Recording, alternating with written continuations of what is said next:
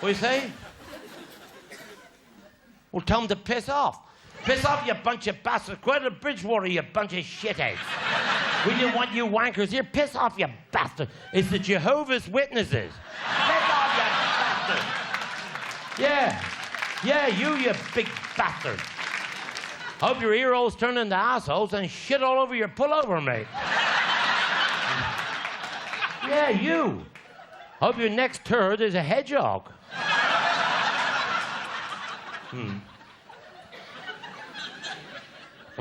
They asked Denzel if he'd be a Jehovah's Witness. He said, I never even seen a bloody accident.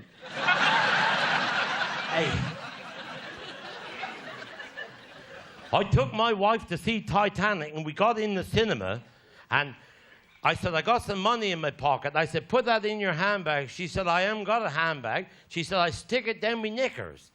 Well, she stick it down her knickers. Well, we watched the film and come out and went for a pizza. I said, well, pay the man. She said, some bastard have been and stole me money. I said, it was in your knickers. She said, I knew who took it. That man sitting next to me in the cinema, he's the bastard that took it.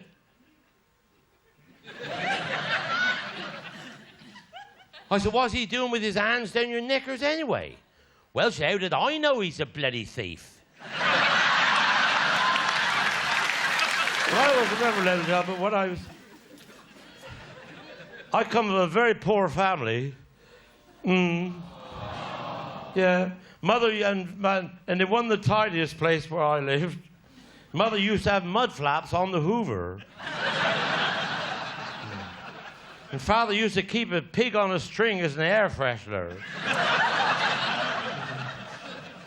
And I know I had to sleep with my brother, and we didn't have any clothes. We had Father's old home guard coat. That's all we had. Well, Mother and Father had people downstairs, and I said, Mummy, my brother got all the bloody coat. She said, eider down. And then my brother shouted down, and he said, Mummy, Jethro got his leg caught in the arm of the eider down. Hey, I went up to see my sister next, and she's a prostitute. She's doing very well. She said, a knock come to the door, and she opened the door, and there's a man on the doorstep with no arms and no legs. She said, can I help you? He said, come for some sex. She said, you're not a lot of good to me. You got no arms and no legs. He said, I knocked the door, didn't I? But that's nothing to do what I was telling you. We had my cousin from America. He turned up at 4:30 in the morning. Well, he had to sleep with me, and he talked through his nose, he did.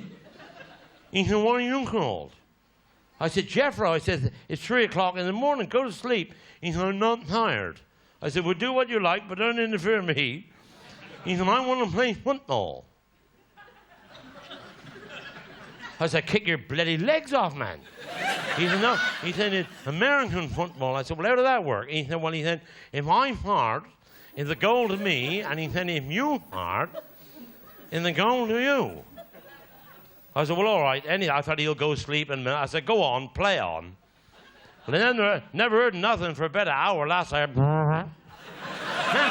said, 1-0.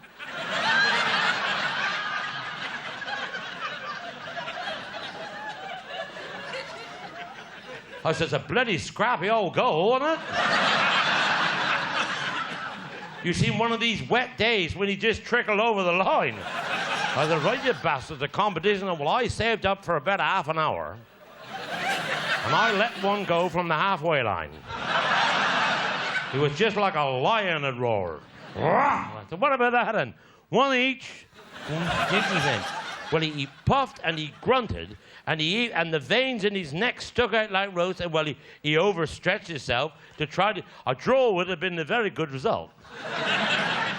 But no, he couldn't be beat. He forced himself that much. He shit the bed leaking. I said, what are you going to do now? He said, half-time, change ends.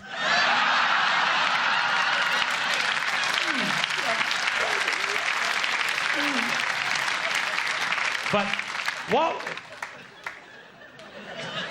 worries me in Taunton, no matter where you go, there's Chinese restaurants, takeaways. The place is full of Chinese. Everywhere you go, there's Chinese. But have you ever seen a Chinese funeral?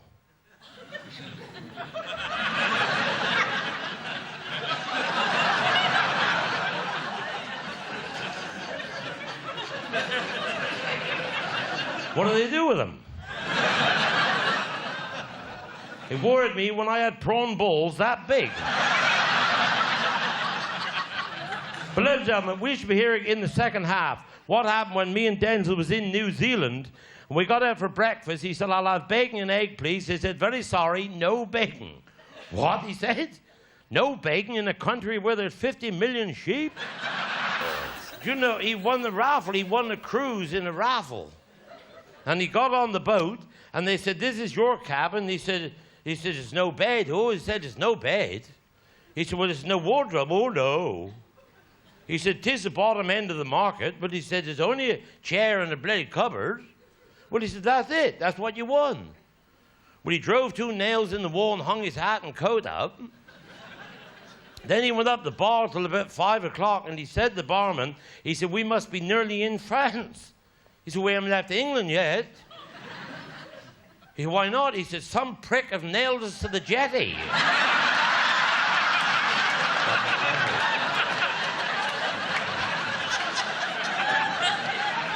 Last night,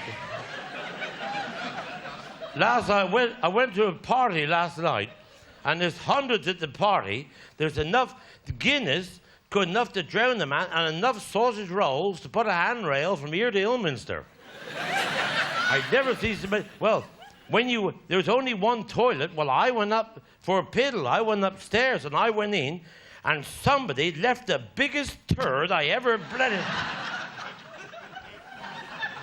And he drank all the water before I got there. And then there's some girls knocking on the door. "Don't be long." I said, "Well, Christ, they're going to think I done that." I said, "What I'll do is I'll piss in the middle of them and cut them in 2. Because he wouldn't go around the bend. It crushed. How anybody could pass it without an epidural, I don't know.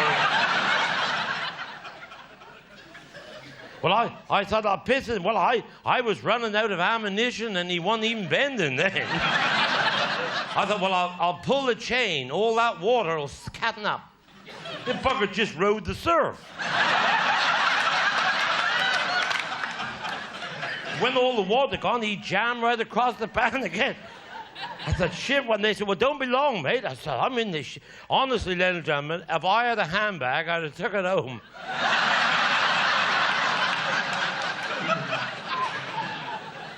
Then you try to pull the chain, there's no water. I said, "Well, what am I going to do?" Well, I said, "What I'll do, I'll put it in the cistern." Well, what would you have done? Well, I pick it up. And I got up and put it in the cistern. When I come out, I felt a bloody fool. But this morning, he rung me up, the bloke at the party. He said, "Jethro, what do you think some dirty bastard done last night?" I said, "I don't know, you ear old." He said, "Some dirty bastard got up and shit in my cistern last night." He said, "What I can't work out," he said, "where they put their feet to do it." Now, we should be asking a lot of very serious questions tonight because it is an educational evening. We should be asking, where do women have the curliest hair? Africa.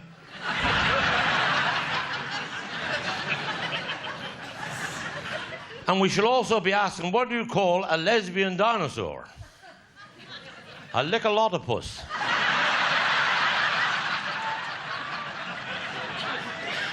You should know these things. But we should be hearing in the second half what happened when Denzel was in the army and they said, "Penberthy, will you go to the Pigeon loft and receive a strategic message coming through from HQ?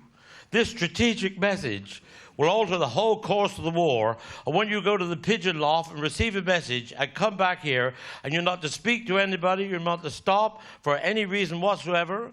I want you to take a revolver with you. If anybody tried to force the message out of you, you must shoot yourself through the brain. Is that clear?" He said, "Yes, sir." He said, go to the Pigeon Loft and receive the strategic message coming through from HQ. And he come back and he said, have you received the message from the Pigeon Loft? He said, I have, sir. Have you spoken to anybody? He said, no, sir. He said, come in and lock the door. Now, he said, I want you to reveal the message you've just received from the Pigeon Loft, and now when you forget it for the rest of your life, is that clear? He said, yes, sir. He said, will you reveal to this committee the message you've just received from the Pigeon Loft? He said, I will, sir.